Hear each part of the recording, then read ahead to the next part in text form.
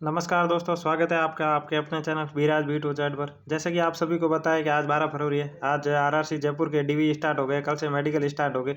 तो मैं आपको बता देता हूं कि वहां पर जो नोटिस बोर्ड लगा है उसमें क्या क्या डॉक्यूमेंट चाहिए होंगे आपको। तो आरआरसी जयपुर के डीवी के लिए क्या क्या डॉक्यूमेंट आपको लेके जाना है, जिनका भी आगे डीवी है, दूसरे आरआरसी है से है, तो वो सब लोग देखें कि कौन कौन से डॉक्यूमेंट आपको चाहिए होंगे।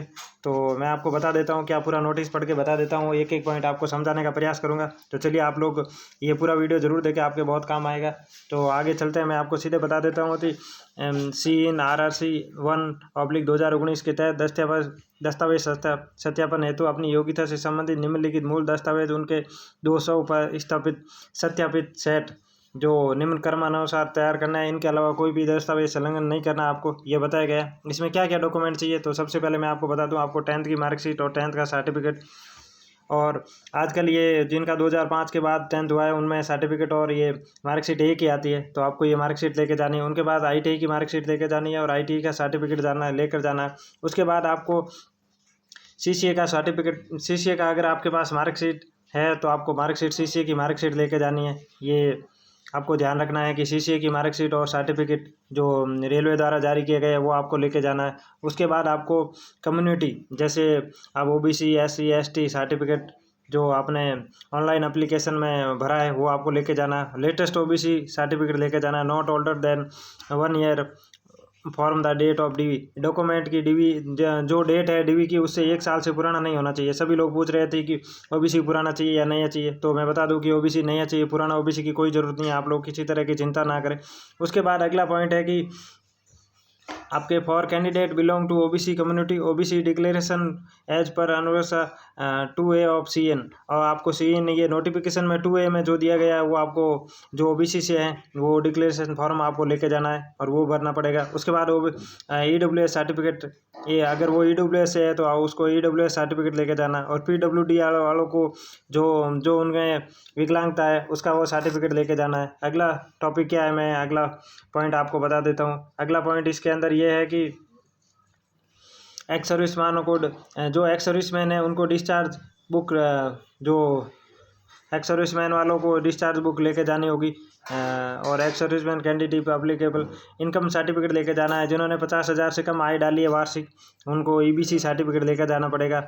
और ये 3A के तहत जो दिया हुआ है उसी हिसाब से उसी फॉर्मेट में लेके जाना है। जो अल्पसंख्यक है, माइनॉरिटी कम्युनिकेशन एफिडेविट और non judicial stamp paper for, जो जिन्होंने अल्पसंख्यक से फॉर्म भरा है, फीस से छूट ली है, 250 रुपये फीस ही भरी है, उनको अल्पसंख्यक का प्रमाण पत्र लेके जाना पड़ेगा।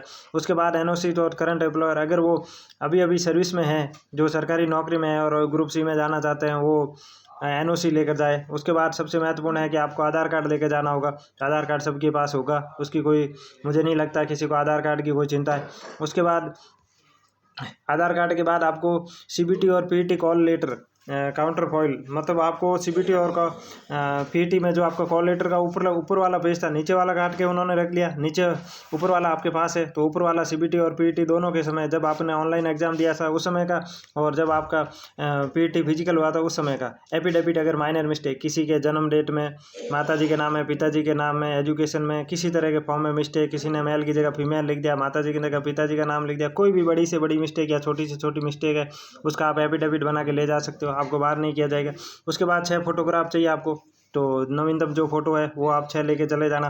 वो फॉर्म के समय भरा हुआ वो कोई ज़रूरी नहीं है। उसके बाद इन्होंने बहुत ही इंपॉर्टेंट बात कही है, क्या नीचे जो लिखी है वो मैं आपको पढ़ के बता देता हूँ, सभी को ध्यान रखना चाहिए।